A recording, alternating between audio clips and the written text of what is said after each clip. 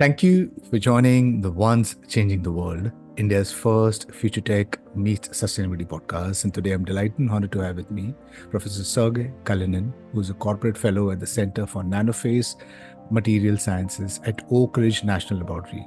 He's currently the Chief Scientist, AI/ML for Physical Sciences, Pacific Northwest National Laboratory. So, Professor, really appreciate you taking time and being part of the podcast. I think it'll be really great if you could, prime the audience on what is nanotechnology and if you can share some examples of nanotechnology products and its impact. Thank you, Idea. So you see, the history of the nanotechnology is, there is a real history. There is a history which was, if you will, were written backwards.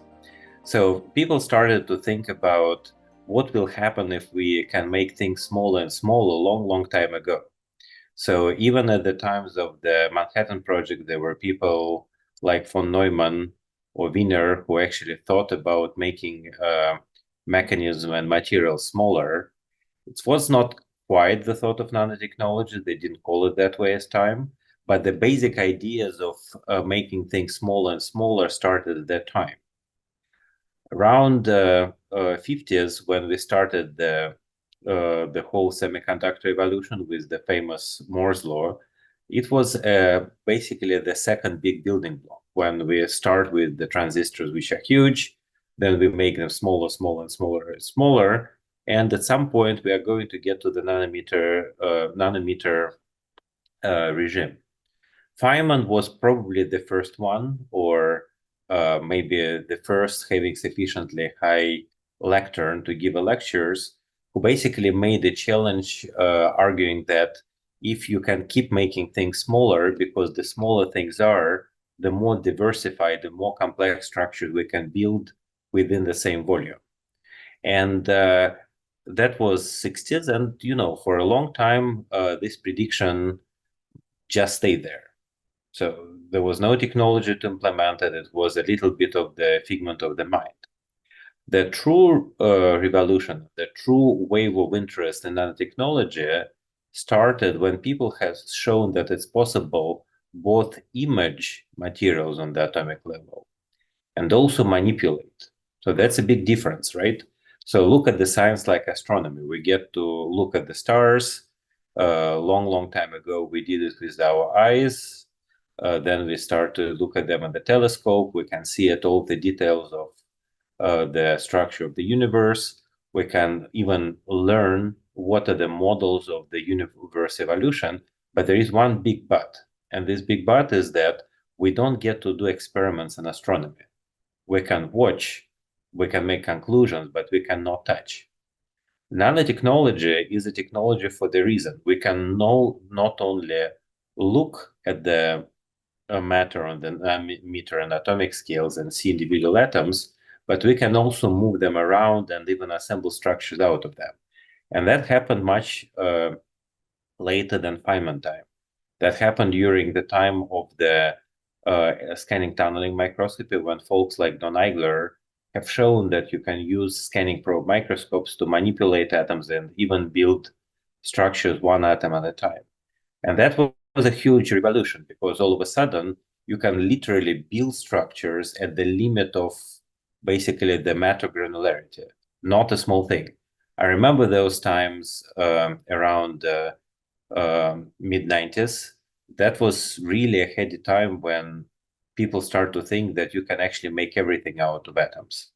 Turns out that, of course, it's more complex. Nano-assembler. That was a Nano-assembler.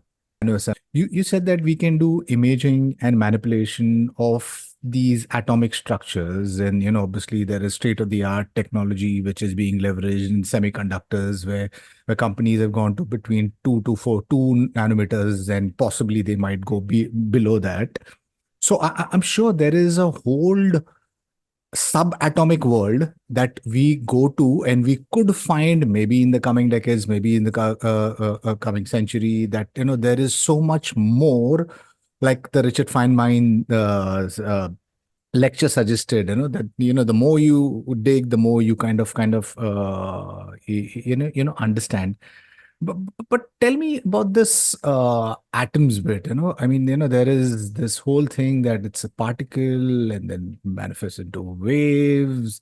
How do you even, I mean, view these atoms? Because I mean, in the general, at least, public knowledge, there is this thing that particles turns into waves and stuff like that. So uh, how do you view something which is so difficult to kind of even look at, where you don't even, you're not even clear whether it's a particle or whether it's a wave? So how do you image and manipulate something as small as that? It's actually, in terms of physics, it's actually surprisingly, in terms of overall idea, it's actually surprisingly easy. Of course, in terms of engineering, that's where it becomes complicated. So there are three ways how we can understand the structure of the matter on the atomic scale. So one way is by using the electron microscopy. So here the idea is that electron is, of course, a particle. It's also a wave. And the important thing is that the wavelength of this particle is much, much smaller than atomic radius. So it turns out that if we want to visualize the matter using electron microscope, imagine that you're in the dark room, you have your hand, you have a flashlight, you shine the light on the, and you see the shadow that your hand leaves on the wall, right? That's exactly how the electron microscope will work. Your electron beam is your flashlight, the atoms are your objects, and what you're going to see is the shadow that these atoms leave on the wall. So that's your imaging principle. So the fact that it works is because, yeah, I mean, under some conditions, atoms can tunnel, but it's not going to be relevant conditions for heavy atoms at room temperature. The second way that you can visualize the matter on the atomic level is through the techniques called either scanning tunneling microscopy or atomic force microscopy. That one, the best analogy is with taking your hand and touch an object. So the way the atomic force microscope works is that imagine that you have a very sharp tip, which ideally has a single atom at the end. It sits on the cantilever, which is essentially a force sensor. You approach this cantilever to the surface, and when the atom on the end of the tip gets close to the atom on the surface, they start to interact. They can first attract, then they start to repulse each other. Turns out that making the cantilever that would be sensitive to the forces acting between the two atoms is surprisingly not that difficult. It doesn't require a particularly high level of microfabrication. So the trick, both for electron and scanning probe microscopy, is to build a mechanical system that is sufficiently stable to not have vibrations, that allows you to control the distances between the two objects down to the fraction of the atomic radius. So it's a lot of very precise and very complex engineering. But the basic science of it is actually fairly simple.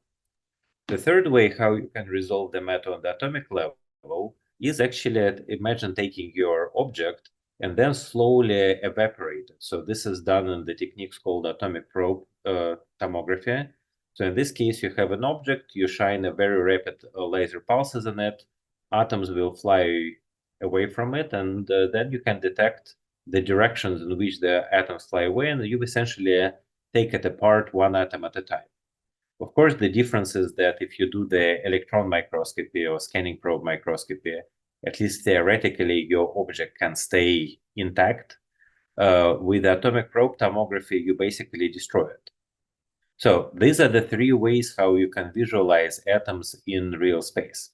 Of course, we can explore the structure of matter on the atomic scale using the indirect methods like scattering, like spectroscopic techniques that tell us something, how the atoms are positioned relatively to each other and so on.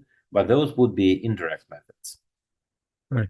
So, Professor, you are researching atom by atom fabrication. And this is an hypothesis which was, came in the book of Drexler called Engines of Creation, and where he says that something someday in the near future where we become so precise with or technology becomes so awesome that we'll be able to kind of not just image but manipulate these matters in a way where we could possibly build a 3D printer of a sort, which is terms it as a nano assembler, where you could just like how we print out these 2D images at this point in time, or even 3D objects with our 3D printers, we could print out uh, anything and everything, because the entire world, I mean, of what we know of is completely made of atoms. Is that like possible? If it is, what would be like the time? I mean, what would be the science or technology that you would need to work on to kind of build this nano assembler? No, funny thing is that it is getting to the point where it is almost possible. So in principle, using the scanning tunneling microscope, we can manipulate atoms on the surface.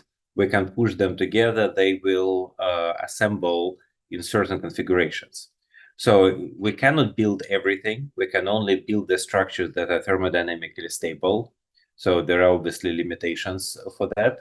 But the spectrum of the things that we can do with the scanning tunneling microscope is a lot. And we as the scientific community have been doing it for more than 30 years.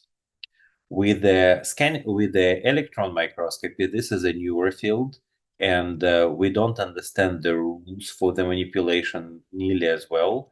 But we know that we can have a very broad range of phenomena that electron beam can induce in the solid. We can create vacancies, we can move atoms, we can crystallize the materials, we can assemble, put several atoms together and forming the artificial molecule. So this all can be done. The limitation here is how fast can it be done. You see, if we want to make something, we really need to not only manipulate things, but we also need to do it fast. Because if we manipulate 1 atom per second, which is actually optimistic, it would be a long, long time before we actually manage to build anything that is useful. So one of the biggest challenges for the atomic manipulation now is to find the downstream application. So imagine that I can build 100 devices with the 10 atoms positioned in the atomically precise position, and it's going to take me a day to build these 100 devices. So the answer that I need to have is, why is it useful? What is going to be the downstream application for this technology? So if we compare the atomic fabrication to the classical nanofabrication techniques based on the lithography, so lithography tools are exceptionally expensive. So there is only one place in the world, in Netherlands, that builds the tool that allow us to do the 2 nanometer lithography. There is only one place in the world, in Taiwan, where there are foundries that cost tens of billions of dollars that allow us to build the nanoscale devices. So the tools to make modern computers and modern microelectronics, which is almost nanoelectronics by now, are very, very expensive. But their big advantage is that they work in parallel. We fabricate billions of the transistors at the same time. Once we make one step from 2 nanometers to atoms, it's maybe one and a half orders of magnitude, we get in the world that we cannot create multiple structures at the same time. We can create only one at a time. And some of my colleagues who work in the field of the atomic fabrication think that in the next 10, 20, 30 years, the Moore's law is going to basically go through the inflection point. We almost got to the point where we can fabricate objects on the atomic level. Our next 50 years are going to be learn how to fabricate them at the atomic level at scale. And that's a very interesting question of how to do that, because ultimately these are all, for the time being, the serial fabrication methods. So given the current technology, we know that if we invest enough time, effort, and money into that, we should be able to do things maybe 4 or 5 orders of magnitude faster than is possible now. We still need to find the end use. Is it going to be something like protein pores in the membranes for the protein sequencing and personalized medicine? Maybe. Is it going to be the devices for the quantum communications? Maybe. Is it going to be solid state qubits for quantum computers? Also, maybe. That's a different story. My personal effort is to try to enable this fabrication to happen at the time scale a little bit faster than is the case now. You said that, maybe that those would be the applications, the space of biology and space of quantum communication and maybe energy and so on and so forth. What are the higher probabilities of those maybe turning into reality according to you? What are the chances of those applications? Which applications do you bank on the most? Which could come in the early term is the first question.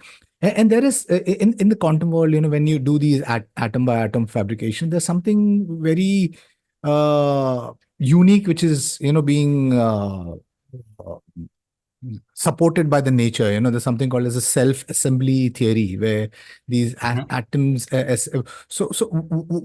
is going on over there? How does this nature kind of helps you into leveraging of atomic assembly in itself, and once it's doing that, then maybe if you put in the right pieces of these atoms, what could come out of it? It's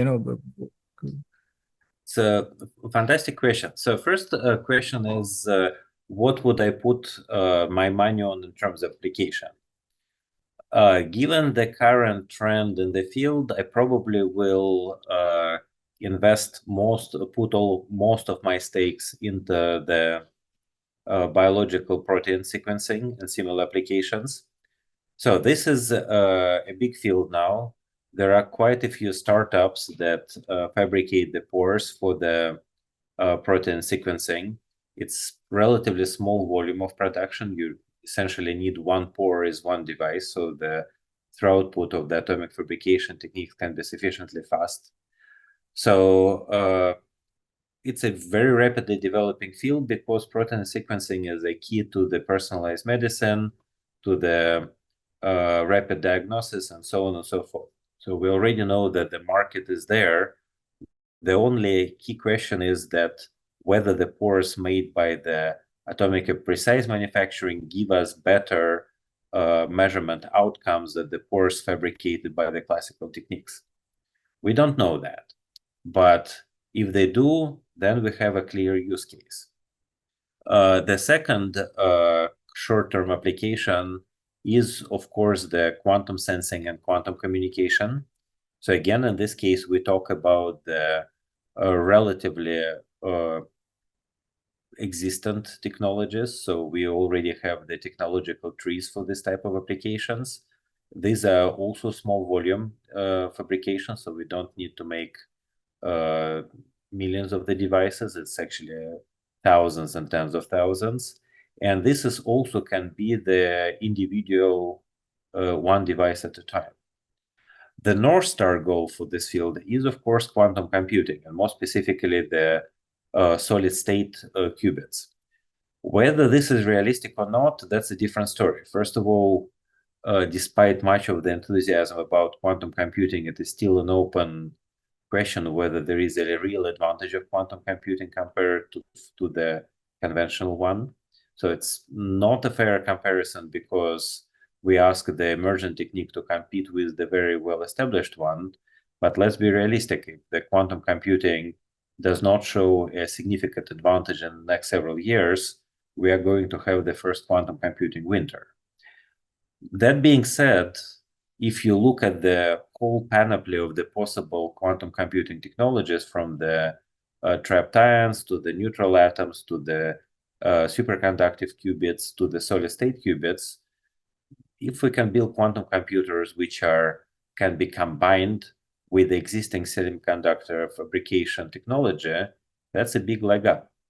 Also, the qubits based on the solid state can scale. The qubits based on the optically addressable ions, it's a question whether they can scale or not, because you basically have multiple sources of light per each qubit to address it. So it becomes a little bit challenging to fit all of this in the practical device. So it's a North Star goal, but that's not something where I would put money and sort of bets in the short term. Long term, maybe. Short term, probably not. Right. Another very interesting area, which is maybe less obvious, but people talk a lot and dream a lot about the actually spreading the civilization across the solar system, right? Or sending the long-term exploratory missions to the different stars. And here a very interesting question is that imagine that we build them based on Mars, right? So it's great when you see it in the Expanse show, but realistically, the flight to Mars takes quite a while. Imagine that you start to build bases on the moons of the Saturn and Jupiter. In principle, we can get energy there. It's not a big deal. So we have sufficiently large solar cells. We can have reactors, nuclear reactors. So we'll get energy. We can get materials to pretty much build everything. There is enough heavy elements. There is enough hydrogen. There is enough oxygen. So chemistry is not a problem. The limitation stage would be actually the electronics, because for the time being, we can talk about the electronics being produced only on Earth, and therefore it would really get really expensive once it gets to Mars or to Jupiter. And if you need to change the processor on your laptop, that may take a while to order a new one. It's essentially flight from Earth.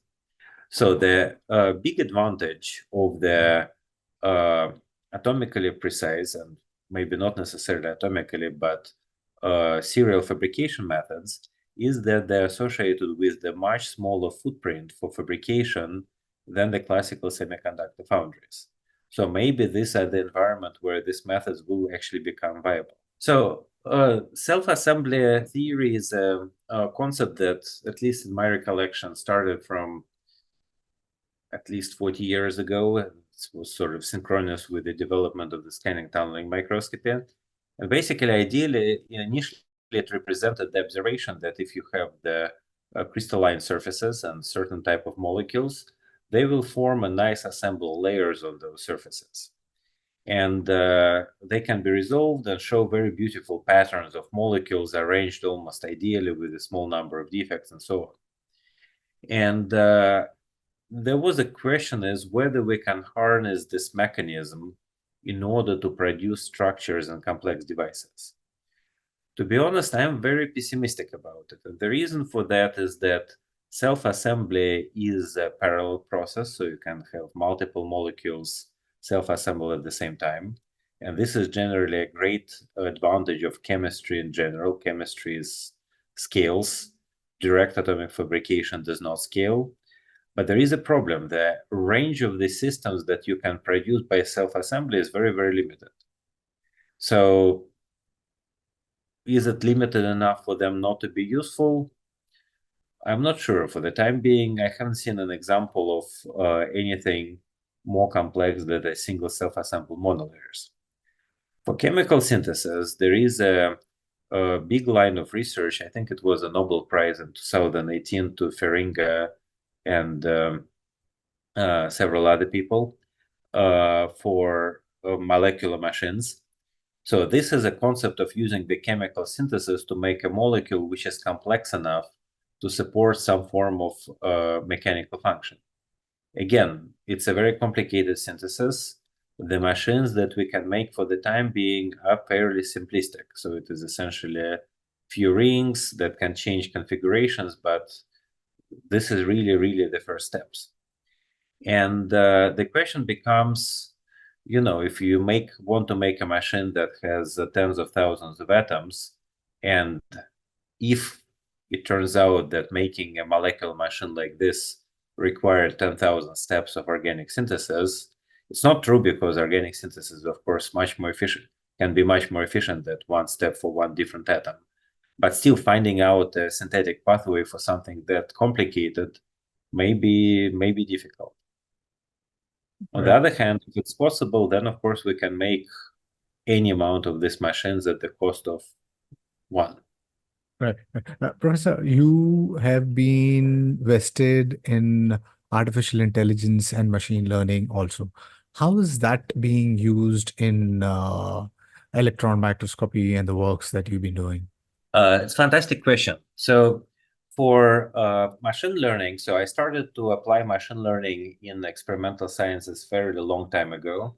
So more than 15 years by now, at the time when it was, uh, at least outside of the computer science community, it was a fairly niche field. And the reason why we started to use machine learning was because we were building instruments that can collect large volumes of data. And we simply needed some way to analyze this data. And we understood that we don't have a very good physical models.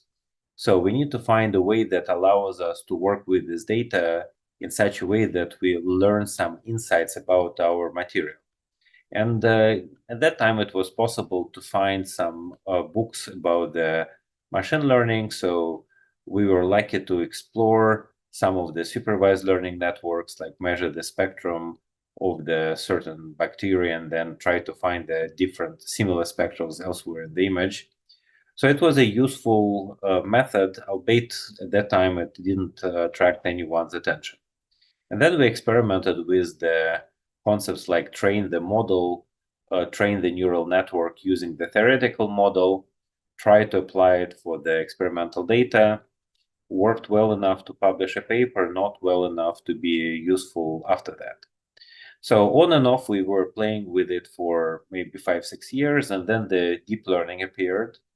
And all of a sudden, machine learning started to be useful in the real world scenarios when the data is complicated.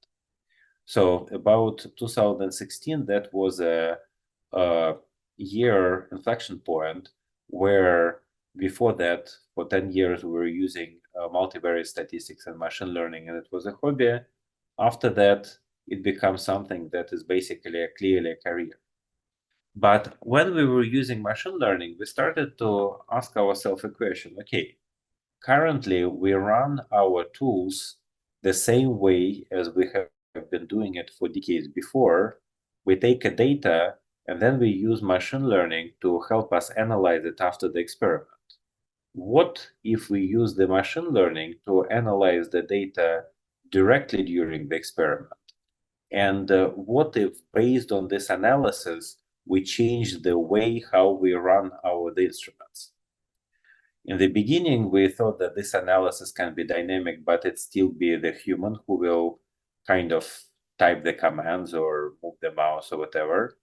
And then we realized that it doesn't have to be the case, because if machine learning algorithm can analyze the data, maybe we can come up with some ways for machine learning algorithm also to tell instrument what to do. And that was a very interesting process, because first of all, it turned out that there are certain types of the automated experiment when we don't even need machine learning, which can be realized using the absolutely primitive algorithm, something that was available in 95 or so, basically when the first commercial AFMs appeared. And these simple experiments can be exceptionally useful. Second thing is that we started to realize that we have a very clear reason why machine learning is important. And this reason is that ultimately human capability to perceive and analyze information is limited, and speed at which humans can make decisions is also very limited. So for example, human eye can perceive something like 2000 by 2000 pixel image. And it probably will take us maybe seconds or tens of seconds to sort of grasp what is that you see. Microscopes can generate images which would be 10,000 by 10,000 pixels, like really huge images, and they can do it very fast. So for image like this, you can give it to the human. Human is not going to be able to analyze it. You just have to go for one small image patch through another small image patch.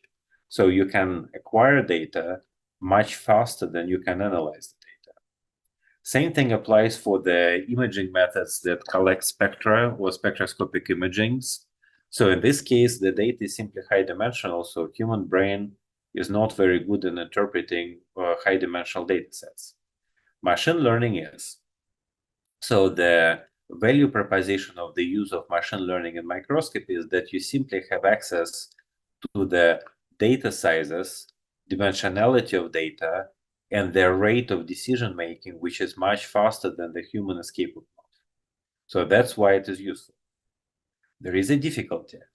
The difficulty is ultimately that humans, when they make decisions of what to do, what to image, where to take spectrum, they rely on both experience in running the tool and the prior knowledge that you got when you were in school, in the college, in the PhD program, and very often for many, many years or even decades of running the microscope after that. So just an example, in terms of the simple hands-on operational skill set, in a scanning probe microscope or an ambient scanning probe microscope, a person who has worked for maybe half a year already knows how to learn the tool. So the difference between the experienced operator and the beginning operator is that the experienced operator usually have a much better idea of what the data means, what is real, what is not real, what are the signatures of material behavior, what is the artifact because your microscope is not behaving properly. So that kind of experience. And also the experienced operator typically knows how to interpret the data in terms of the target material functionality much better. So that is the type of the knowledge that accumulates over multiple years. Guess what? This type of knowledge is very difficult to impart for the machine learning model. So capability to make decisions with the small volumes of data based on human intuition and then persons of the human target is something that machine learning is really not good at.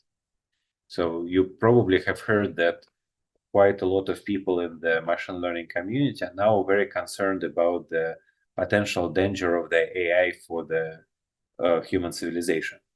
And some of these dangers are, of course, real. So yes, we can use AI to engineer some form of viruses that would be really bad. But it would be ultimately human fault for doing that.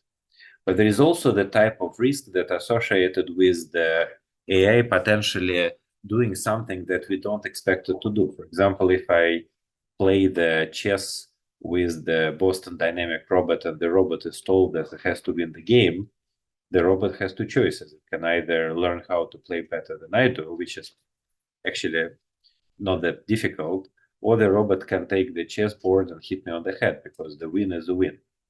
So this is behavior which is called the reward hacking, when you give the machine learning system some priorities and it finds a way to accomplish these priorities not in a way that you wanted it to, and in fact a way which is kind of opposite to what you intended. So I think that there are a lot of stories of people discovering the old jar and getting the gin coming out of it. And if you want to formulate your 3 wishes for the gin, you have to formulate them absolutely precisely because they are very good in finding a way to get around those. So the same problem with the machine learning. But, this concern, I believe, can appear for the people who are familiar with the theoretical aspects of machine learning, but not in the deployment of machine learning in the real world operation, because in those cases, human is always a part of the loop. It's not the machine learning agent have some long-term goal and absolute autonomy. It's that the humans always set these goals, always monitor what the machine learning agent is doing, and generally constantly interact with the machine learning agent deployed on the physical tools. And this is probably going to be the way how we are going to use machine learning for operating of the microscopes and physical tools as well. So we as humans make decisions on the time scales and on the level of the decision making, which is for human. We think slowly, but we also define the very high value goals. Machine learning agents can think fast, but they can perform the low level goals. And then humans and machines kind of work hand in hand. Right, right. Fair enough. I think, I mean, you rightfully pointed out that, the way you're leveraging AI and ML is through automation and also inferring those humongous amount of data. But yes, I mean, the humans need to be in the loop because an experienced researcher is much, much more intuitive, than these AI ML. But, what I'm seeing globally is, with these large language models, the way that they're intaking so much data and they're improving at such a rapid scale. There are so many spaces that I see what once which was a human domain, like for, creating images, creating these videos, creating in the space of healthcare also, you're imaging these x-rays and so on and so forth. I mean, these machine learning algorithms are improving rapidly. Yes, but I think we need to go away from the conversation of, that how AI is going to be an existential threat, and go into that conversation that this could be a tool which we could leverage, because you rightfully pointed out it's the humans who, create these algorithms, and we are the ones who code this, I mean, and either we should be responsible and cognizant of, directing it into a right direction so that it kind of benefits everyone. Can you share some of your works with atom to atom fabrication, and are there peers that you look up to who are at the cutting edge of science and innovation when it comes to atom by atom fabrication? So with atom to atom fabrication, we started to work on it about 10 years ago. So that was an interesting time because that was early days of the electron microscopy imaging of the 2D materials. And some of my colleagues working at Oak Ridge at that time in Steve Pennico group noticed that you can image the graphene, you can see the silicon atoms inside the graphene, and sometimes the silicon atoms sit in place, and sometimes electron beam basically start to make them rotate. It was actually very cool because sometimes you see the trimer of the silicon atoms, and then the beam makes it move around. You also start to notice the phenomena when you image the silicon atom and graphene, and then lo and behold, you just see half of the atom. Obviously, you cannot have half of the atom. It means that halfway through the imaging process, the atom has jumped.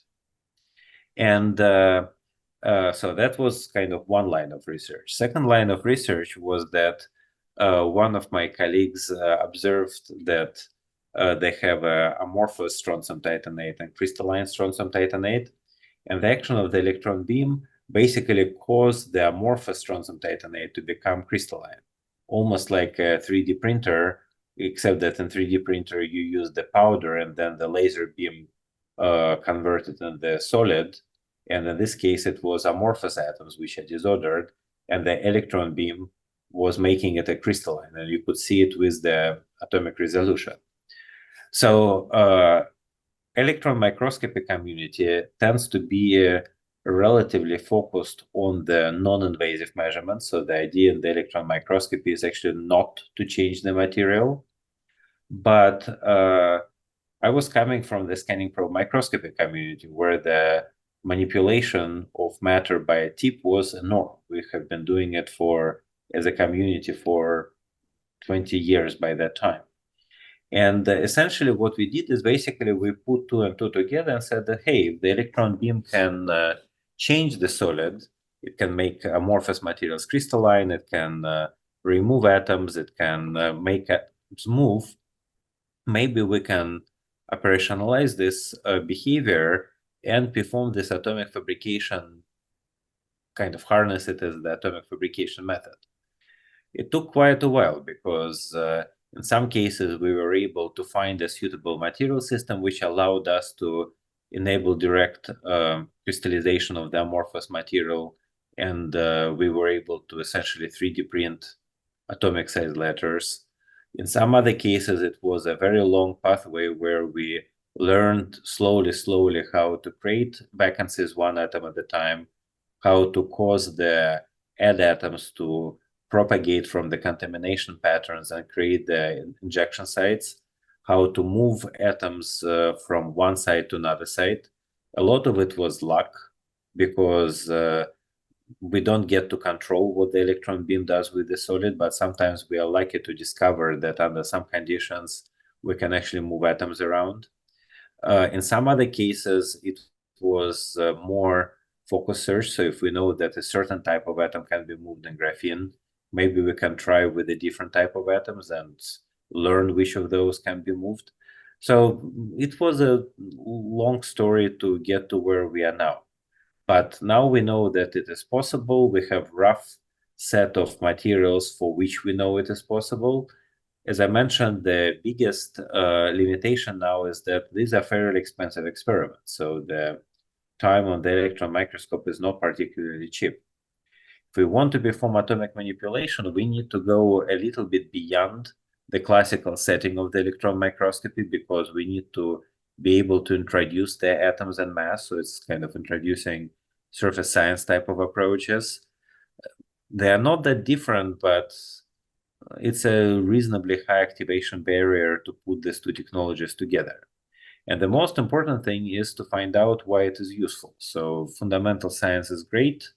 Fundamental science that leads to the practical application is a totally different story. Can you share any advice or tip to researchers interested in, for a career in material science or nanotechnology or electron microscopy? So there are several aspects for that. So first of all, when you start your career, ultimately the thing that matters most is your hands-on skill, just as simple as that. You need to understand the big picture, you need to understand the basic science, but ultimately it's all about you going in the lab and getting things done. There is no substitute for that. Once you grow in a career progression, your job description becomes much more diversified, and some people manage to maintain the active hands-on skills, some people don't.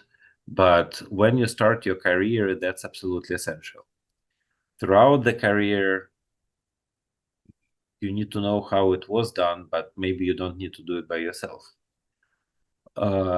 Starting in the right group is super important. And yes, it is difficult because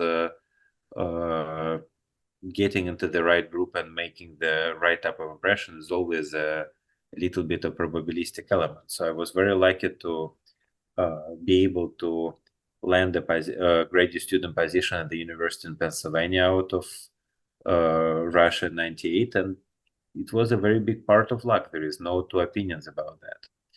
So generally, if you're looking for positions in the graduate school in US, there are multiple resources on the LinkedIn, which basically give you some exceptionally good pointers about how to make this search successful. So I can recommend the LinkedIn blog of one of my friends, Andrei Akbashev, who basically talks about how you apply for the graduate program, what makes the faculty take you seriously. So the right start is super important. It's possible to join this field at the later stage of careers as a postdoctoral scientist, but that would be more difficult. So my advice is to start as the graduate student. Once you move in the field, then you go through the whole process of building the independent program. The important thing here is how do you balance what exactly do you want to do? What is your anticipation in terms of salary? What are your anticipation in the terms of the work-life balance? So academia is a great place for relatively open research, but at least in my experience and experience of virtually all of my colleagues, you're not going to have a work-life balance. You're going to have a work-life harmony, meaning you choose which 80 hours a week you want to work. If you want to have a interesting, but academia comes with the expectation for publications, fundraising, and so on and so forth. If you want to focus on more practical deliverables, industry is absolutely great. Industry, however, is very, very different. There are places which are almost academic in terms of the type of problems that you want to address.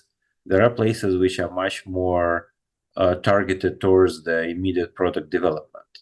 So these are all the things that are one can only learn. And my advice is that it's much better to learn these things through social media, through blogs, through the informational interviews with the people, because ultimately you will find the right place for you. But for that, you need to know what are the place out there in the first place. What's the moonshot that you are going after, your lifelong ambition that, you think that is something that you dedicated your life to? And maybe paint a picture of how the world could look like in the next 10 to 15 years, in the space of nanotechnology, in this atom by atom fabrication. How would this benefit the world? So it's very difficult for me to say that there is a single moonshot that I can dedicate my life to. So you know that in terms of there are scientists that sometimes divide the sciences into scientists hedgehogs, scientists foxes. Hedgehogs focus on one direction and just dig on it throughout their whole career. Foxes kind of explore the different scientific areas, kind of follow the curiosity. I'm a fox, so I'm interested in applications of machine learning for microscopy. These are the things that I have been doing for more than 20 years by now, so it's probably a safe bet that I will continue doing that. But why I'm doing it, it's actually changed. So in the beginning, I was interested in the mathematical methods and machine learning for microscopy with the idea to understand the materials better. With time, I start to realize that in addition to understanding materials better, I can also actually change the matter on the atomic level. So this is how atomic fabrication came to be. Currently, my vision is that we can expand this a little bit more and start to use machine learning to solve the outside problem for microscopy. So in other words, currently we are doing microscopy, we have some sample, we look at it, we get the experimental results, we learn something about the sample. So what I'm interested in is how can we make the microscopy a more intimate part of the whole materials discovery cycle. So in other words, if we get the result of characterization of a certain sample, then how can this information be used in order to figure out what next material to change, to synthesize, how to change the synthesis condition to optimize the specific material, and so on, so forth. Science generally doesn't operate as an individual scientist in the lab with a tool solving a specific problem. Science is the network of multiple people, multiple ideas, multiple tools that, of course, solve individual problems, but they're all connected to each other. And the rate at which science develops depends on the rate of the feedback from how fast my discovery, how fast my work affect that work that other people do. So we're all building this giant building of science and scientific progress together. So what I believe the impact of the machine learning is going to be is it's not going to be a silver bullet that will allow us to do something absolutely magical and much better. What machine learning can do is increase the rate and connectivity between the different parts of science. So one thing that many people notice is that the human attention, the amount of time human has, is roughly the same. It is the same now, almost the same now as it was 50 years ago, 100 years ago. The number of people who do science and the whole scientific community grows. So if the community grows, but our attention remains constant, that means that we become more and more focused, not because of choice, but because the science becomes larger and larger. So it's a natural process. There is nothing we can do about it. But my hope is that the thing about the machine learning is that it will make scientists from one field and another field be able to communicate much, much faster. So this connection between the different parts of science that was frayed over the last decades throughout the last several decades, maybe we kind of can increase this connectivity and sort of make this cycle between the theory, experiment, experiment analysis, and so on much faster. So that's the real impact of the large language models, the optimization methods, and machine learning in general. Professor, really, really appreciate you taking time and being part of the podcast. Wish you the very best towards the works that you've been doing. And yes, I hope that the tool that we have, the AI and machine learning, with the entire community, science, the scientists, researchers, they come together, because I think we living in such a fantastic point of time where there is so much opportunities with these tech converging and it becoming more and more potential. I think we are going to go more and more closer to these applications, which is going to solve real world problems. And through the course of conversations, you're mentioning that, there could be awesome technology, but if it doesn't converge into a specific use case that helps take the human race forward, then there's no use in that technology. But I think there are so many great minds who kind of work together and kind of tinkering around with these like new technology, which possibly maybe it could open up in the next few years or the next few decades. And maybe the entire nanotech space, the atom by atom fabrication, quantum computing is in that space that once it all comes together, I think the entire world will change. So please keep on doing your work. Really appreciate you taking time and being part of the podcast. And to my listeners, if you like what you see in here, then please press the subscribe button. Until next time, see you guys. Bye-bye. Thank you. Thank you, Professor. Really appreciate it. Yeah, thank you. Thank you for inviting me. Really nice to talk to you.